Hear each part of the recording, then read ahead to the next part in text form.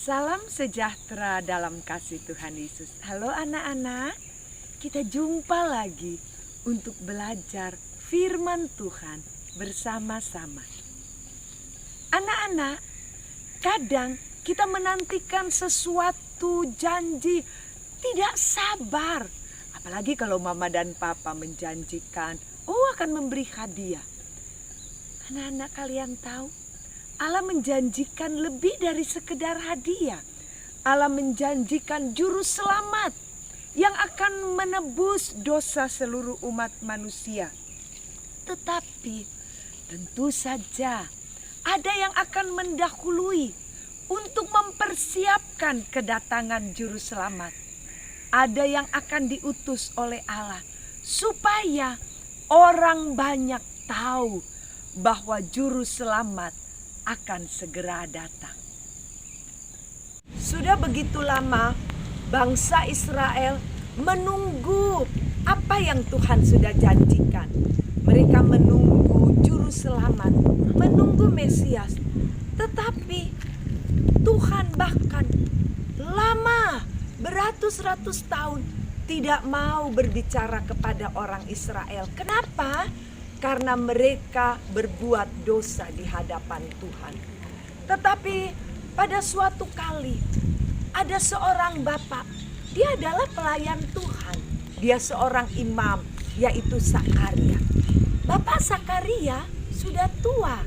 Begitu juga istrinya, Ibu Elisabet. Ketika Bapak Sakaria bertugas di bait Allah, pada waktu dia bertugas, tiba-tiba dia melihat ada cahaya. Ternyata ada malaikat yang datang kepadanya. Anak-anak, Sakaria begitu takut. Tetapi malaikat itu berkata, jangan takut. Allah telah mendengar doamu Sakaria dan doamu dijawab. Engkau akan memperoleh seorang anak laki-laki. Dan engkau harus menamakan dia Yohanes. Kata Sakaria, bagaimana bisa? Saya mau punya anak, saya sudah tua. Istri saya juga sudah tua. Kalian tahu anak-anak, karena Sakaria tidak percaya, malaikat berkata, kalau begitu kamu tidak akan dapat berbicara. Kamu akan menjadi bisu sampai anak itu lahir. Nah anak-anak, ternyata Sakaria biasa menjalankan tugas tidak lama di bait Allah. Kali ini lama. Jadi orang-orang yang ada di luar bait Allah berpikir, apa yang terjadi kepada Sakaria? Waktu mereka lihat Sakaria muncul dan hanya, Sakaria tidak bersuara. Apa yang terjadi?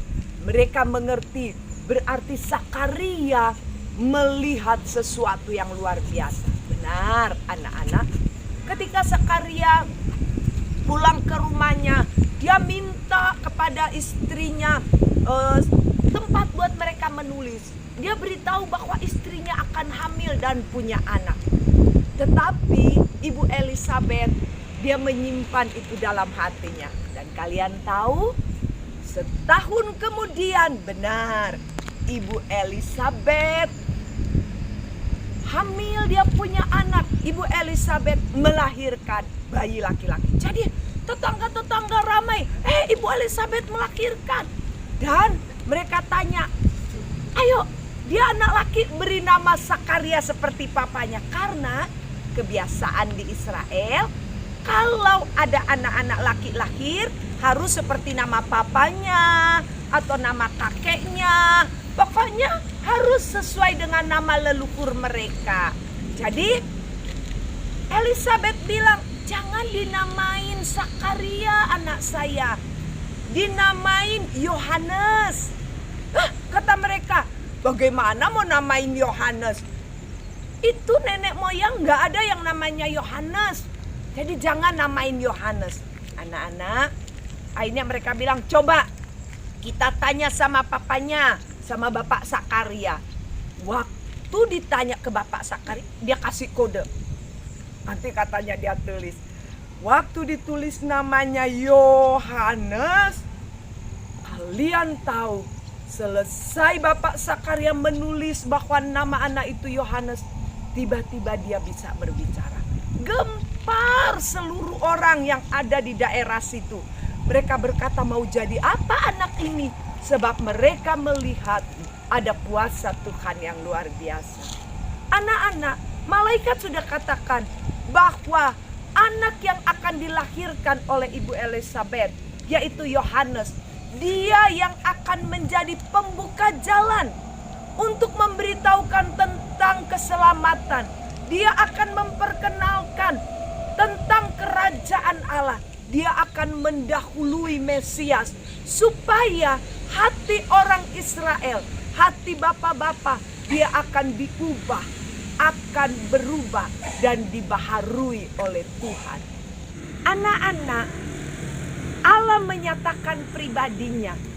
Allah mau menyampaikan rencana Allah melalui utusan yang dipersiapkan, yaitu Yohanes. Yohanes mendahului Mesias, juru selamat yang akan datang ke dunia. Anak-anak, begitu juga di dalam kehidupan kita, kita harus percaya bahwa segala sesuatu telah diatur oleh Tuhan. Anak-anak, Tuhan ingin kita juga menjadi bagaikan Yohanes, memberitakan tentang Mesias, memberitakan tentang juru selamat. Kita menyampaikan kabar yang baik, ada keselamatan di dalam Tuhan Yesus.